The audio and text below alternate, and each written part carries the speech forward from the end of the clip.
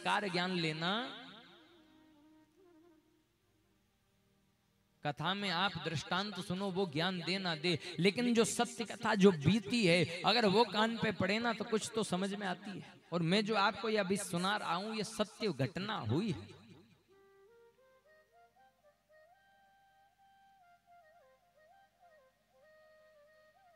बड़े हो गए, जज बन गए। जज बनने के बाद पिता को पता चला, 6 महीने 7 महीने बाद पिता की गांव से इच्छा हुई कि मेरे पुत्र से मैं मिल तो आऊं, कम से कम इतना बड़ा पद मिल गया है। वही फटी धोती मेला कुर्ता पहने बस यात्रा कर कर अपने जहां भी उनको पदस्थ मिला होगा उस स्थान पर जाकर सरकारी क्षेत्र जहां रुकने का क्वार्टर प्राप्त हुआ था वहां 4-5 गार्ड लगे हुए सुरक्षा में, जाकर अंदर जाने लगे तो मना कर दिया। साहब की अभी मीटिंग है, मीटिंग पूरी हो जाए उसके बाद बाहर आके मिलेंगे। तब उनने बात बताई कि मैं आपके साहब का पिताजी हूं।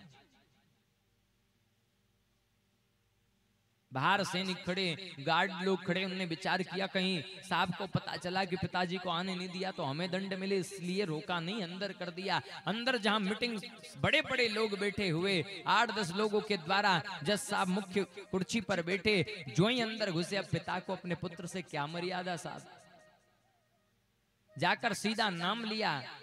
नाम लेकर बोले तो आज उस पुत्र को अपने पिता के मुंह से नाम सुनकर शर्म आई है। इशारा कर दिया थोड़ा बाहर रुकने का, बाहर एक तरफ बैठ गए कुर्सी पर। अब वो जब सभा हो रही, मीटिंग हो रही, वहां प्रश्न पूछा कि ये साहब कौन है, ये आदमी कौन है, गांव से बुजुर्ग आया है, मट मेला गरीब आदमी, इसका कोई काम है जज साहब आपसे? तो जज ने कहा कि कोई नहीं, हमारे गांव के हमारे घर में काम करते हैं, नौकर हैं हमारे। क्या कहा?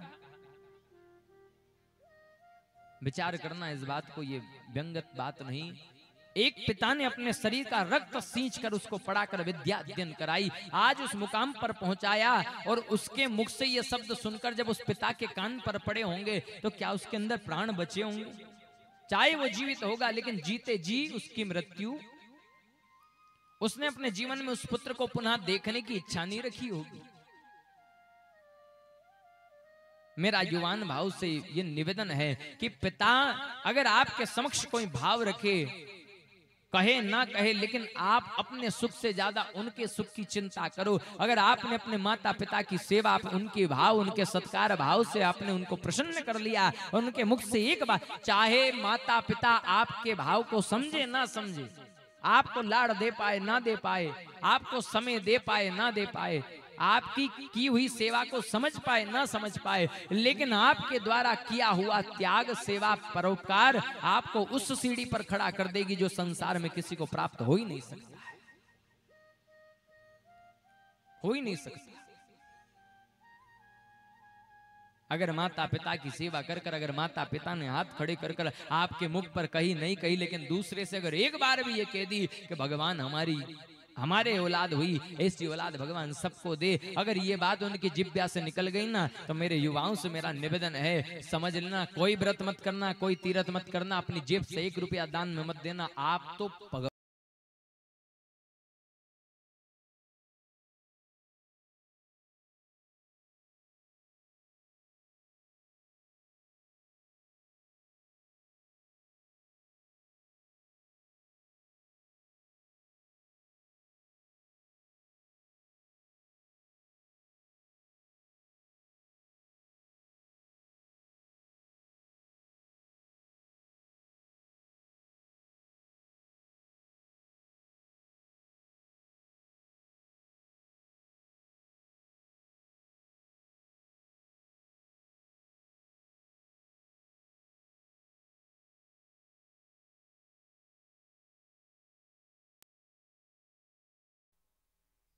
बोली गोपाल कृष्ण भगवान की।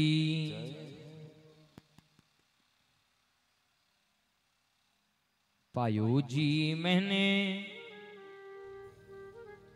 राम रतन धन पायो, पायो जी मैंने राम रतन धन पायो, पायो जी मैंने राम रतन धन पायो, पायो जी मैंने राम रतन धन पायो। पायो जी मैंने राम रतन धन पायो।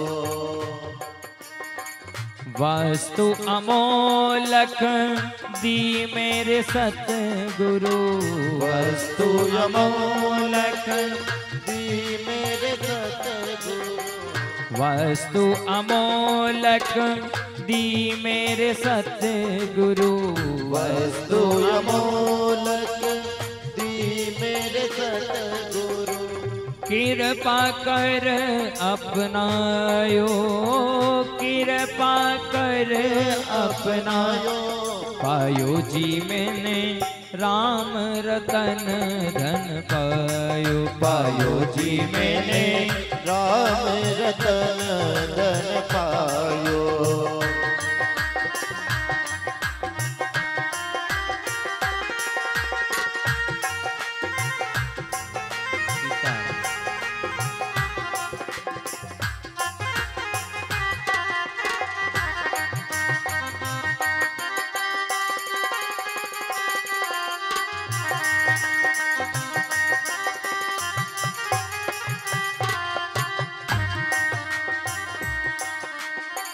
अगर आपने भगवान के नाम को धारण कर लिया, कथा से यही शब्द पकड़ लिया कि माता पिता सास ससुर की सेवा, यही भगवान की सेवा समझकर अगर ये नियम बना लिया तो जीवन में बहुत कुछ मिल जाएगा।